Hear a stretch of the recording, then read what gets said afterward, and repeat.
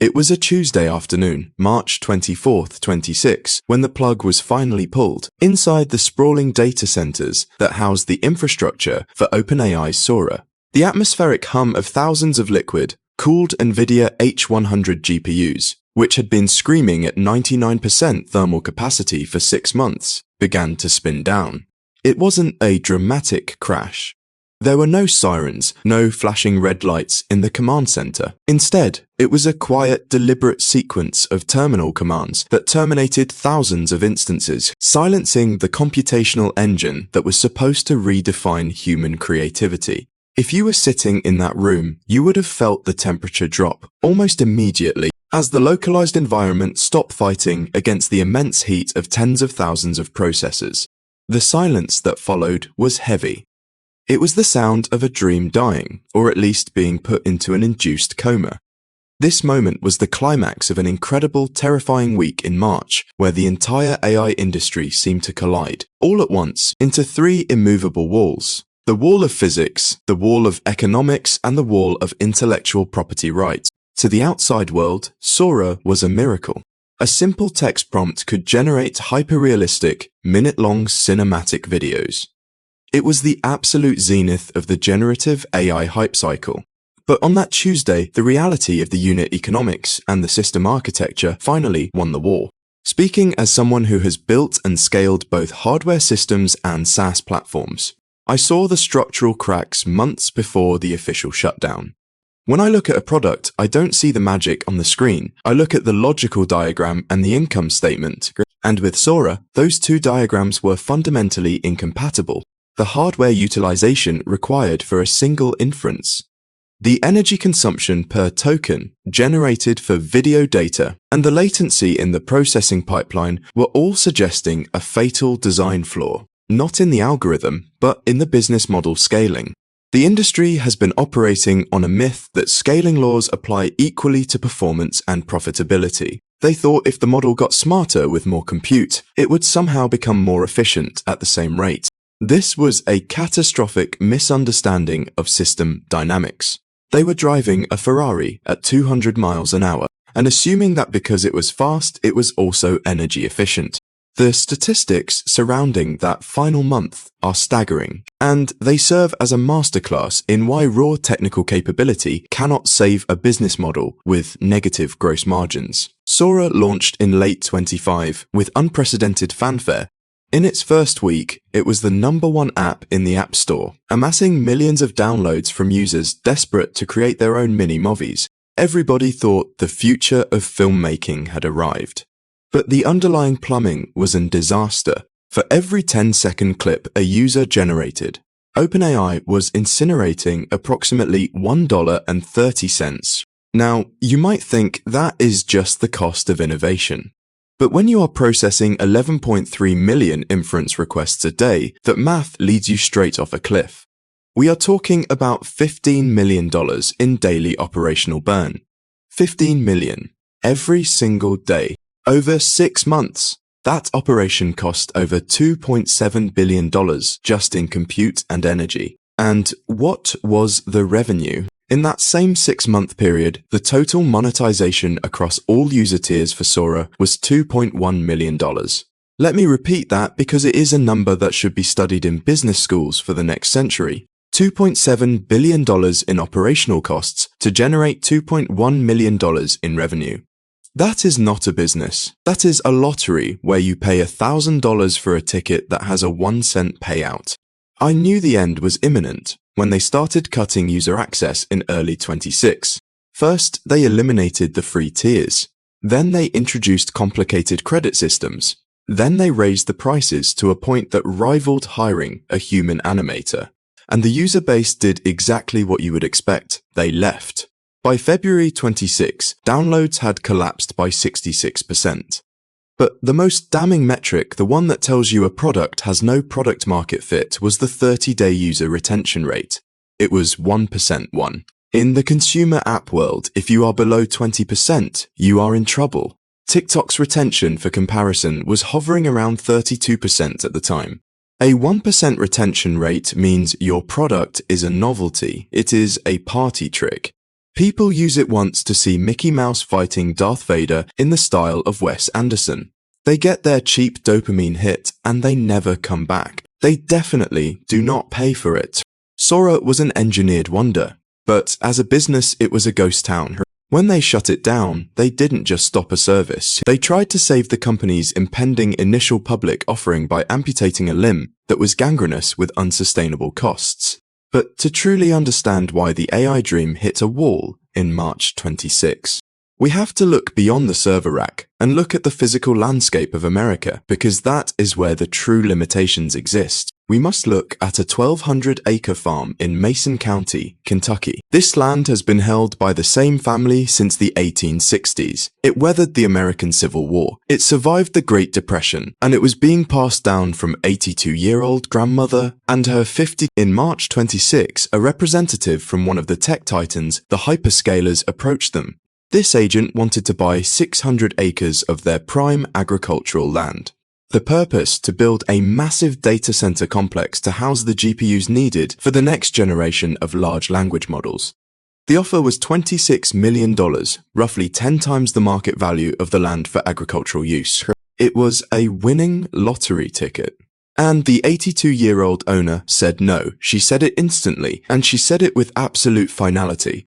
This rejection sent shockwaves through Silicon Valley. They couldn't compute why anyone would refuse that kind of capital. But as a founder with a STEM background, I completely understand the farmer's logic, and it highlights a fundamental misunderstanding the tech industry has about reality. These hyperscalers see land as an optimization problem. It's an empty XY plane where you can plop down a building and a substation.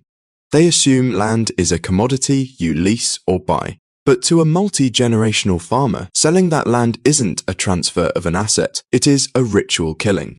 When a data center is built, you do not just rent the space, you pour massive concrete slabs over acres of topsoil. You bury lead, fiber, and copper. You compress the very earth, crushing the micro-ecosystems that took millennia to form. This process is, for all intents and purposes, thermodynamics irreversible. You cannot unconcrete a square mile of soil. If that data center is decommissioned in 20 years because the technology changes, that land is dead. It can never be farmed again. This grandmother understood sustainability in a way that the Stanford MBAs in Menlo Park never could. She chose the next century of life for her family over a one-time infusion of digital capital. And Silicon Valley didn't have a plan B for no.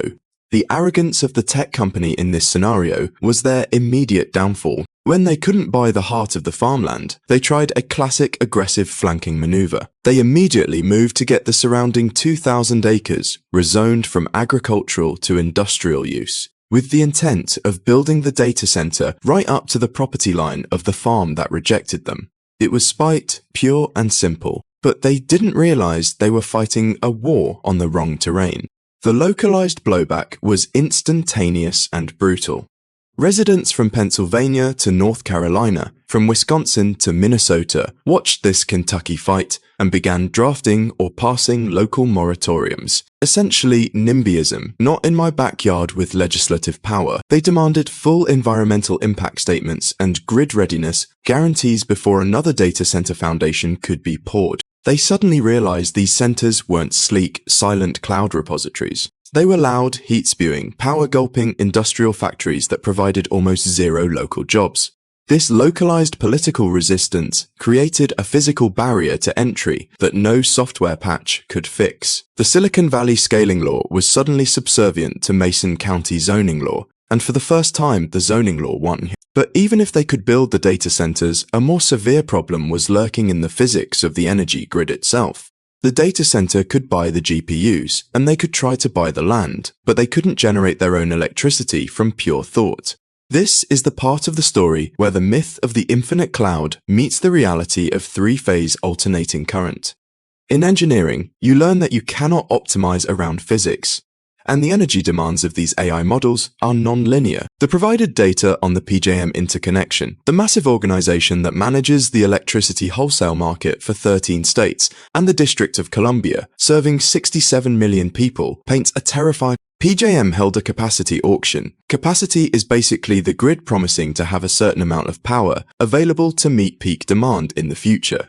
In 24, that price was $29 per megawatt day. Just a year later, that same capacity auction hit $270 per megawatt day. That is an increase of 833% in 1 year. Why? Because the data center demand didn't just increase linearly, it exploded exponentially. The grid was screaming for help. They were officially 6,625 megawatts short. The grid wasn't saying they couldn't handle the future. The grid was saying they couldn't handle the present. As an engineer, I see this as a classic single point of failure scenario. The hyperscalers had concentrated all their computing in areas with the historically cheapest power, assuming that supply was elastic. But power generation is a high-inertia, long-cycle business. You cannot spin up a new nuclear reactor or gas plant as fast as you can write a check for 10,000 GPUs. This power crunch immediately began to crush the local economies. A massive utility rate hike was instituted. But it wasn't the AI companies paying it, it was the residential consumers. The data show that the increased AI data center load was responsible for 63% of this price surge. Local residents in Maryland, for instance, were suddenly paying an extra $18 a month on their residential electricity bill just to subsidize the cooling for AI servers that were generating those money-losing 10-second videos I just talked about. This is a complete economic inversion. It's a subsidy from the poor to the technologically elite. And the political backlash was inevitable. 7 states immediately moved to revoke or severely limit the multi-billion-dollar equipment tax exemptions that these tech companies had previously enjoyed. They realized that these centers, far from being economic engines, were becoming fiscal black holes, consuming infrastructure and tax revenues while contributing almost nothing back to the localized community. This convergence of failures, Sora's catastrophic unit economics, the localized political defeat over land use, and the physics-based wall of the energy grid, led directly to the third collapse, the intellectual. For decades, Silicon Valley operated on a strategy of permissionless innovation, where you build the product first, disrupt the industry, and deal with the lawsuits later. But they tried that with Hollywood and big IP, and they failed. They had a crucial moment of hope in December 25. Disney, the company known for its iron fist protection of its intellectual property, surprised everyone by agreeing to a $1 billion deal with OpenAI. This deal was a 3-year strategic partnership where Disney would invest capital and, more importantly, license its catalog of over 200 copyrighted characters for use within Sora. It was supposed to be the moment AI content generation went mainstream. Users could finally, legally, create high-end animations featuring Mickey Mouse or Captain America. If Mickey Mouse nodded and said yes to generative AI, the industry thought, who could possibly say no? The deal was dead in less than 4 months. Disney walked away, and not a single dollar of that billion-dollar investment was ever transferred. Why? Because, as any systems architect will tell you, you cannot separate the output of a probabilistic model from its technical flaws. From day one, Sora, which was based on a variation of the diffusion transformer model, was a content moderation and safety nightmare. OpenAI had implemented what they thought were robust safety guardrails, hard-coded rules to prevent illegal or non-consensual content. But users are inventive. The red teaming failed completely. People immediately figured out how to use prompt injection and other jailbreaking techniques to bypass the filters.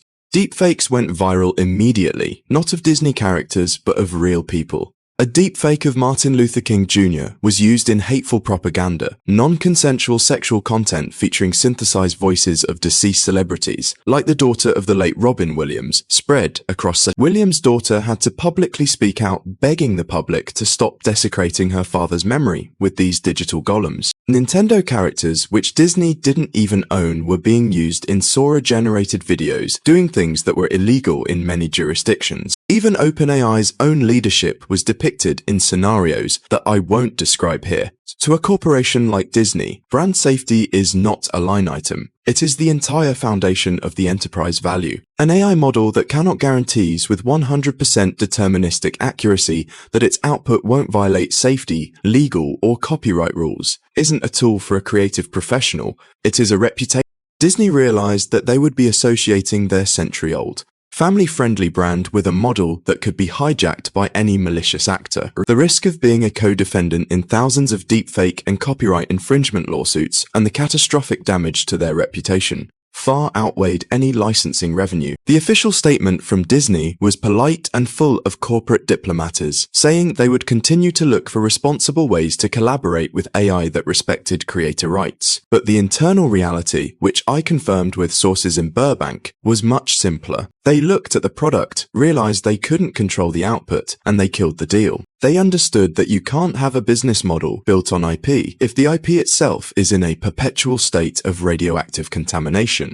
The shutdown of Sora, in this context, was not a strategic pivot. It was an act of brutal necessary amputation to save the rest of OpenAI's business before their planned $830 billion IPO in the fourth quarter of 26. OpenAI couldn't go to public markets carrying a product that was losing $5 billion a year and generating almost every major negative news cycle for the entire industry. They needed a clean narrative. So they shot Sora, and they put the video technology into a safe deposit box. The Sora team was immediately disbanded, and the engineering staff was reassigned to a new priority: robotics modeling. The reasoning within the leadership was that physical manipulation of the real world, rather than content generation, might have actual, non-speculative economic value. They were trying to build a model that could control a robotic arm in a warehouse, which, if you think about it, is a problem with a deterministic, physically verifiable success metric, the exact opposite of a video gesture. It was a massive strategic pivot away from entertainment and towards localized industrial automation, a sector with tangible unit economics. This pivot was also forced by the competitive landscape. While Sora was bleeding cash in the glitzy world of consumer entertainment, Anthropic, OpenAI's chief rival, had quietly built a dominant position in the boring, highly profitable enterprise sector. Anthropic didn't focus on video, they focused on context window, reliability, and precision, things corporate legal departments and engineering teams actually care about. OpenAI's leadership saw that while they were spending billions to be a Hollywood studio, Anthropic was becoming the new Oracle. So they cut their creative losses and ordered the absolute total alignment of all development branches towards specialized, industry-specific enterprise tools. The dream of the general purpose. Multimodal content superintelligence was put on the back burner. The entire industry began to follow suit, shifting from a licensing model of entertainment to a workflow automation model of business services. The old software model was charging $1,000 per seat, per year, for a human-used tool. The new model, which OpenAI rushed to adopt for their enterprise wall, was to deploy AI agents that did the actual work. They would charge not for the seat, but for the result, $10,000 for an automated end-to-end workflow that replaces or augments a human analyst. This wasn't a fight for an IT budget anymore, this was a fight for the labor budget. But this new agentic labor thesis brings us full circle to the original question. Is this whole AI boom a bubble? And did the dream officially die in March of 26? The answer is nuanced, depending on who you ask, and it requires looking at two very different historical analogies. On one side, you have the bulls like Jensen Huang from Nvidia, who dismissed the idea of a bubble entirely. In interviews at the time, Huang argued that what we are seeing is not a speculative mania, but the largest build-out of critical industrial infrastructure in human history. His thesis is that the $20 trillion global expense for operating and R&D spending across all industries from manufacturing to finance can be made exponentially more efficient by AI. He used the example of healthcare, pointing out that the US has a shortage of 5 million nurses. But a massive percentage of a nurse's job is non-clinical administrative work. If AI takes that work away, nurses can actually focus on patient care, increasing the localized capacity of the entire healthcare system without adding new staff. In his view, the bottleneck, the scarcity of GPUs and power, is a massive economic moat. It is a guardrail against a collapse. If it were easy, everyone would do it and it would have no value. The very difficulty of the physical limitations makes the prize more valuable for the few who can overcome them. This is the logic of a man whose company is the only shovel maker in a gold rush, and his shovel sales just hit an all-time high. On the other side of the argument is Michael Burry, the famed investor known for the Big Short. Burry took a massive short position against Nvidia, directly comparing the AI boom to the absolute zenith of the dot-com bubble in 2000. And Burry has history on his side. His warning was a precise echo of the 1890s railway mania and the late 1990s telecom crash. The historical parallel is haunting. Consider the year 2000 and WorldCom, a company that was a market darling. WorldCom executives went to Wall Street and declared as an absolute dogma that internet traffic was doubling every 100 days. They believed this scaling law. In the physical world, telecom companies based on this traffic doubles dogma went $20 billion into debt to lay thousands of miles of dark fiber, advanced fiber optic cables that were supposed to meet this infinite demand. But the demand from consumers and businesses, the actual human use case, didn't grow non-linearly. The human behavioral loop is linear, not exponential.